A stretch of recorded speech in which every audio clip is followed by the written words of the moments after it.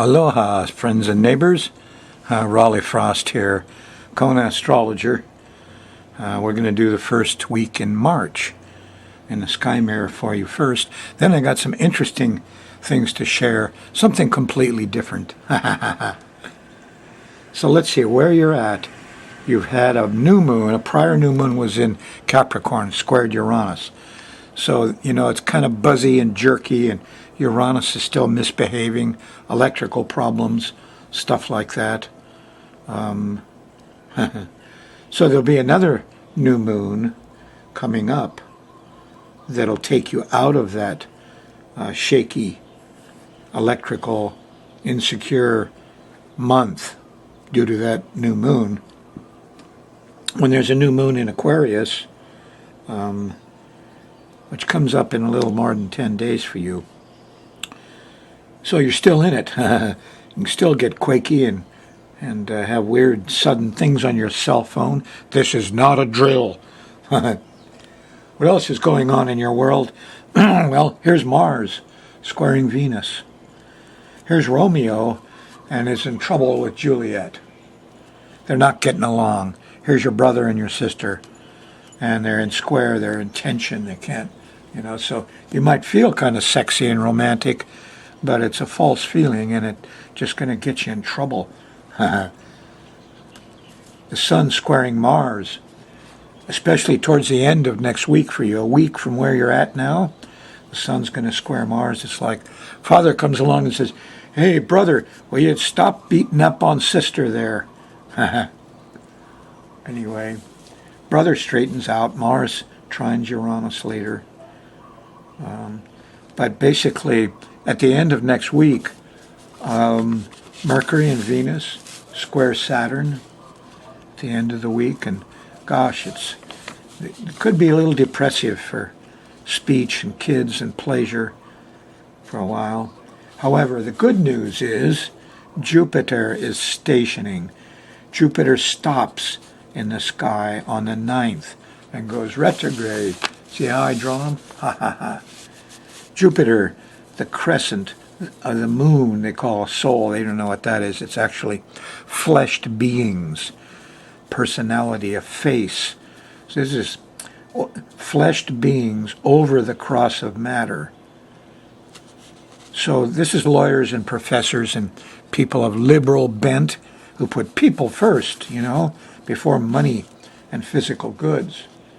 Now you notice this is just the opposite from Saturn, which is the cross of matter over the crescent of flesh.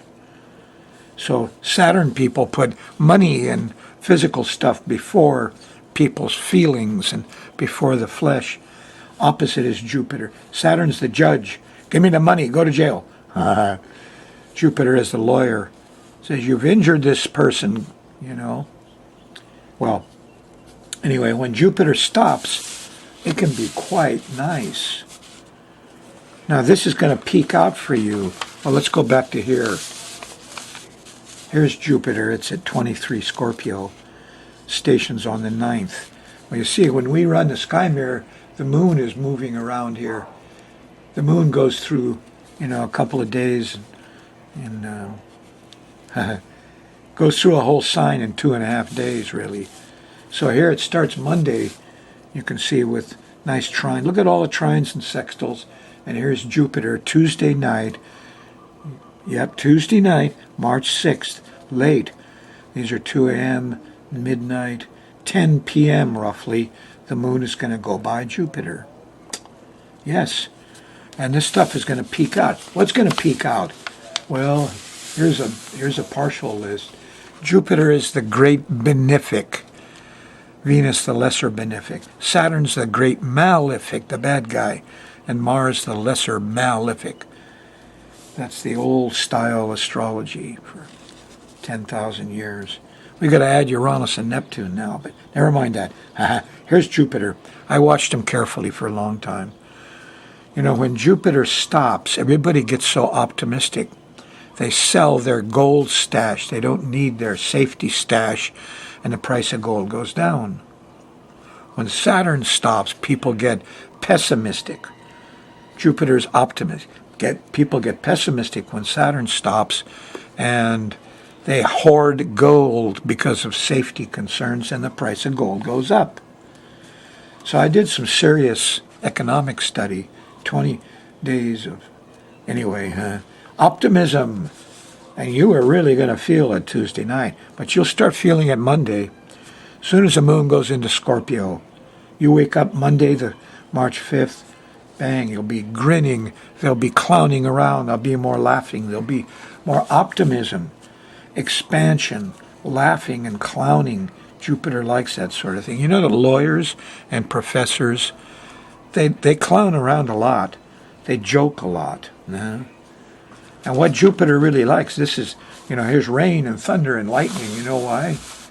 Because this is Jove, Jupiter, Shock, the rain god in South America, and Jupiter, Ganesha, the great elephant. Jupiter is elephants. So when Jupiter stops, there should be a lot of news about elephants. Anyway, these lightning bolts are lightning bolts of truth. So the lawyer, the lawyer says, da-da, and the jury, in a lightning bolt of truth. And the jury says, oh, now I see it clear. Oh, aha, now I see it clearly. Yeah? The professor says, da-da, and throws his lightning bolt of truth. And the students say, oh, now I understand. That's what Jupiter does. That's what Jupiter loves. You're going to see a lot of that for 2.5 days at least as the moon goes through Scorpio. It'll go halfway through Wednesday while the moon's still in Scorpio. Let's look at it day by day. The start of your week, okay? I'm going to run the moon around our planetary pattern. Now what's noticeable when you look at it is Jupiter's trining the sun. At the end of next week for you, the sun will be at 22 Pisces, trining Jupiter at 23 Scorpio. So a lot of it will be really nice about then.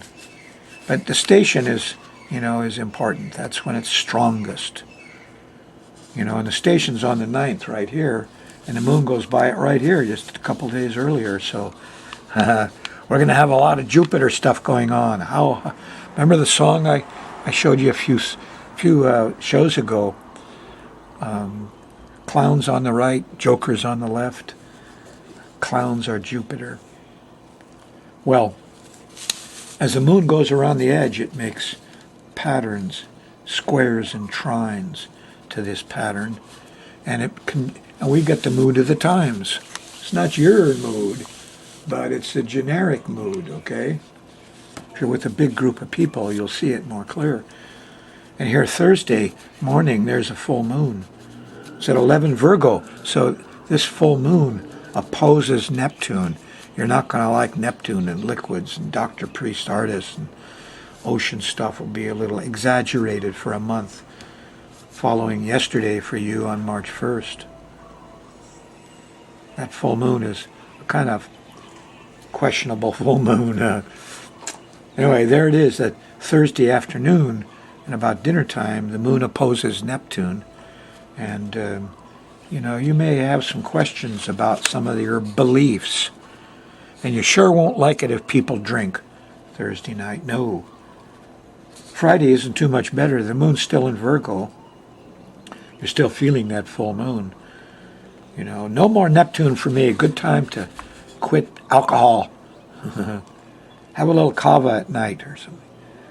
Anyway, Friday starts in a funny way because here's the sextile to Jupiter and the trine to Pluto. And so there's discovery starts with discovery real early at breakfast. Here's the trine to Pluto.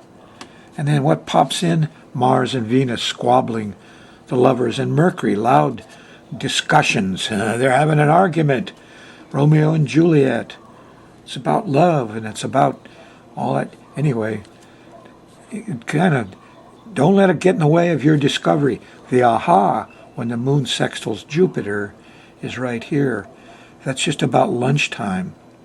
And you notice if you look at these little tick marks kind of careful, I try to make them accurate now. I'm doing them with a pen.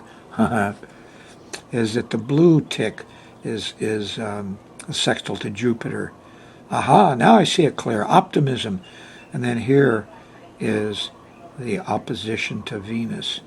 Too bad, no sweets, no pleasure, no rest, but you had discovery on Friday, didn't you? Even though there was squabbling and try and keep, Romeo and Juliet out of your discovery. Friday night late is 9, 10 o'clock. The moon shifts into Libra. All the vibes change. Saturday, you're mostly having a problem with Saturn. In the middle of Saturday, here about lunchtime, the moon squares Saturn. It's a little depressive. Not enough time, enough money. What did all those politicians do? You won't like management. That's Saturn. Feel a little Scrooge-like. It's normal. The feeling continues through Sunday. Sunday, in the middle of the day, the moon squares Pluto. Is a little panicky. Just a little panicky. This is not a drill. For years I called it eek, a bug. You know how I got arachnophobia, but when I see a spider crawling along, it's like seeing a policeman in your rearview mirror. Eek! So that's Pluto stuff in the middle of Sunday. But there is a nice sextile to Mars just after lunch here. You can get some physical stuff done. Young men are out. There's heroes. There's sports. This is a good time for sports. Glitchy. Remember now, the new moon squared Uranus from Capricorn. And here now the moon is opposing Uranus. So Sunday afternoon and at night, I just call it quakey. And you could have electrical problems and earthquakes. And parts of the world could even see some twisties and twirlies. So this is unsettling. And the Aquarian spirit doesn't feel so hot. And twist the plugs. It's usually in the plugs. Car doesn't start. It's probably where the battery connects. Get a rock and hit the battery terminal, and you can jar that connection, and your car will start again. Monday, the moon's in Scorpio. Feels a lot different. You're in the Jupiter zone. Ha ha ha! It's going to be funnier. It's going to be more optimistic. Here's a sextile to Saturn. This is just around dinner time. Monday night, March 5th. And you kind of got organized. The time, the money. I got the bills paid.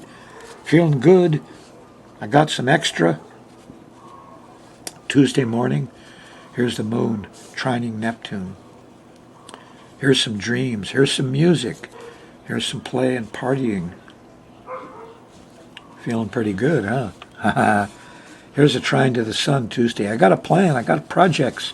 I got organized Monday, inspired Tuesday morning, started my plan and progress Tuesday in the middle of the day, and here's a nice sextile to Pluto. I'm in the aha zone. First comes discovery. Pluto comes first, And then here comes Jupiter. Aha! Now I see it clear. So that's your Tuesday. First is discovery about dinner time. So you got to get into this. You don't see this very often. Jupiter stops and the moon goes by. So this is nice. So, don't plan anything else Tuesday night. Look for discovery and new knowledge and new understanding. There'll be sweets Wednesday. You can see the sextile or the trine to Venus and Mercury. Sweet talk. The sisters are doing well. It feels loving and sexy. In a nice, easy way Wednesday in the middle of the day. Wow, what a nice Monday, Tuesday, Wednesday, huh? Nice to be able to report a series of days like this that are really nice for you. And for everybody. This stuff is world over, Everybody in the world feels this way. Even the dogs and the cats and the birds will be chirping when the moon hits Jupiter, and they all get happy and optimistic. So this is a happy time. Thursday, the moon's in Sagittarius, and in the afternoon it squares Neptune. Music's too loud. There's some bad smells. Loss of faith. Confusion. That's what it is. Things got lost. Friday, you're still feeling it, but starting to get impatient. The moon's in the Mars zone here Friday. Oops. Watch the screen, Frost. So the Mars hit. It's right about there. It's actually in the afternoon of Friday, March 9th. You hit the Mars. Get some physical work done, especially on all those electrics and electronics and motors and things that spin and cars, and because Uranus is trining Mars here. Mars has a super good mechanical electrical. If you need to solve some problems involving electricity, this is a good time to do it. Work on it Friday. You'll have success. May not be recognized too well, because at the same time, that there's a square to the sun that's almost minor, but that's at 22. That's right here. Friday before lunch. The moon stays in Sagittarius through most of Friday night, changes into Capricorn here about 10 o'clock, and all the vibes change again. On Saturday, the moon in Capricorn is squaring Venus, and you're out of the comfort zone, and the girls in the suites are not feeling good about stuff, and the moon's coming up on Saturn. It's squaring Venus and Mercury. The kids are depressed. The pretty girls are depressed. Everybody's depressed. It's not enough money for the kids and the ones you love. No. And you'll feel that pretty strong when the moon goes by Saturn, which is around dinner time on the 10th. Just the opposite. Well, of course, Jupiter stopped on the 9th, but the moon went by Jupiter, remember, Tuesday night. So here Saturday night, you're going to experience Saturn. Jupiter is optimism, Saturn is pessimism. They used to call this manic depressive because Jupiter can be a little manic. He can laugh too loud and clown around and be a little bit of a maniac. Manic. Depressive is Saturn. Scrooge comes up. Pay it. Stay inside the lines. So here you got manic Tuesday night, depressed Saturday night. Stay home Saturday night or do something very conservative, because communication, transportation, and pleasure are very limited. Sunday you'll still be feeling that way. Moon's still in Capricorn, but you're going towards discovery. There's another moment when Jupiter's going to pop out there, because Jupiter is sextiling Pluto, right? And here the moon's going by Pluto. It's Sunday at dinner time, and thereafter the discovery happens first. Moon goes by Pluto. Oh, there's something new. I never heard that before. Sherlock Holmes said, the investigators, the discovery happens, and then here's Jupiter. It's about 9, 10 o'clock, the sextile to Jupiter. Jupiter just stopped 2 days before this, so this could be a major hit of wisdom and discovery here Sunday night. Optimism, laughing. Ha ha ha ha. That's nice. That's the way it is on this joking, clowning around week. First week in March 2018. Okay, here's a PS from last week's report. I shared with you the 150 years of Uranus sociology, which is a little depressive because here's the isolation curve. Further down this way, stronger isolation is. And it's a replica of what happened in the late 20s. We had the same repeat. It's an 84-year cycle. So here from 1924 through the Depression and stuff. So we're kind of going into that period again. Isolationism. Everybody's got it so tough. We don't want no immigrations here. They shut down immigration, in 1924 laws. So we're doing it again now, and you can see why it's the world over, huh? And you have to wait till the isolation curve goes out. And then brotherhood curve, which is leaving here, comes back down here, but clear up the road. What I didn't comment on was more of the Pluto. These shaded daggers are where Pluto gets real strong, a tendency to push the panic button when these things bottom out. I won't get into all the history of it, but I didn't want to get into it on that last show because when you examine this graph carefully, And this is carefully done. Here's the Pluto thing, and here's 2020, so we're just two little lines. We're right here. Eek, that's where the Pluto, there's two dots on the Pluto, two lunations here. And these guys could have a lot of panic in them. Yes, it's 2018 and 2019, and we already had, this is not a drill, so we could be in for a little more of it. I did a little more work for you on this, and I discovered two lunations, when this tendency to be Pluto, eek, a bug, is going to come up really strong because of this downward spike of the gray Pluto on lunations. Financial freakouts, flu epidemics, terrorists, sharks, panicky, common Pluto panics get stronger as you go down. So there's going to be a month of them. After July 12th, 2018, there's a new moon at 20 when Cancer opposes Pluto. Eek, a bug for everybody. And then the other dot, here's October 13th, 2019. There's a full moon at 20 Aries that squares Pluto as Pluto stops. So July 2018, October 2019 is most likely when you're going to feel this spike of, isn't this amazing? We're talking about the behavior of humanity, for 150 years. This took me, 5 years to calculate. When I saw this, I saw here was Nixon, eek, and here was Woodstock. I knew this thing was very meaningful. Interesting stuff. Now something in your own world just for you. Okay, here's your chance to be a magi. You may not know this, but the magi were astrologers. It's where the word magicians comes from. And basically what these famous astrologers were famous for was making things happen. So this is what we're going to talk about, and I'm going to give you an exercise so you can prove it. You can make things happen.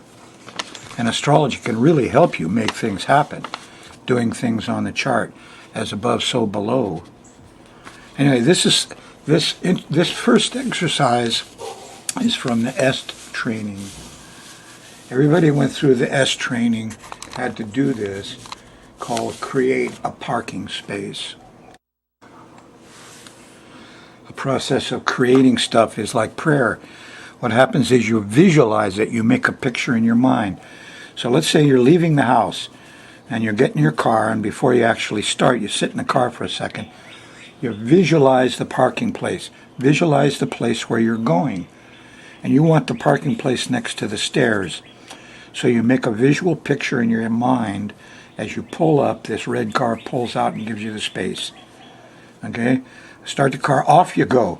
Now, that was the square, you're holding on to it. On the way there, you got to let go of it. And when you get there, sure enough, the car pulls right out of the parking space. Interesting thing is a blue car, not a red car. Ha ha ha ha. They warned us, because you ain't God, you're in the flesh. Things you create in your mind, let go of, they happen, but they're imperfect. You can't create perfection. So there's always little things that aren't exactly like it was you visualized, but it works. Every time you go out and get in your car, you can try this out. It works. Okay, the next piece of magic, making things happen. I got clued in years ago. I was researching how the downfall of astrology in a couple hundred years ago, they made fun of it. Anyway, there was a line about an old lady in the forest, in a hut in the forest. She wouldn't leave her hut without leafing through her greasy almanac. Really stuck in my mind. What was going on? Well, when she left the house, she knew when you leave the house, it makes a chart. And the chart governs the excursion. Yes. Now this also applies to your hotel room. And if you check my website, skymirrorastrology.com/TV, blogs, you'll find one on gambling. And what I was doing was researching gambling on a slot machine. And And I'd wait until Jupiter was in the second house of money, sextiling the rising sign. And for a few minutes, you would win. Now, I had to leave the hotel room right at a certain, within a minute or two of that chart. So we'd leave the hotel room and run down, and for it only lasted a few minutes, and we just pump money into the slot, so you get a lot of data points. That was kind of neat. And what happened is we saw that the win ratio went up like this. You win a lot, then it came down. And the window was about 3 minutes was all. And I did this a lot. So I got used to the fact that I'd run out of the hotel room, run down here, get on the machine, start pumping in the quarters or the dollars. And then when you won and won, you have to get out. You'd have to stop. That was the tough part, huh? So we were gambling. My son Jimmy was there, and he was skeptical. So I waited until Saturn opposed the rising sign. It was on the descendant. Went out the hotel room, went down to the casino. We met 3 old white-haired security guards in uniform. We met Saturn right away. I waited till Uranus, was opposing the rising sign on my little computer chart. And we left the room, went into the casino quick-like, walked halfway across. A guy in a wheelchair almost bumped into us. We met Uranus. Finally, 20 minutes later, Venus opposed the rising sign on my little app. So Jimmy and I and one of my other sons, we all left the room, rushed on into the casino. We're halfway across. What happens? 3 very tall, stately showgirls come marching across the casino, feathers and long legs, skin everywhere. Showgirls. We met Venus. So inside of an hour, we went out and met Saturn, we met Uranus, we met Venus, all opposing the rising sign because of when we left the house. We left our room on that chart. So there's a couple of exercises for you. You can be a magi. You can change the future. You go to my website, skymirrorastrology.com/TV, and you can get the blog on how to do the gambling chart.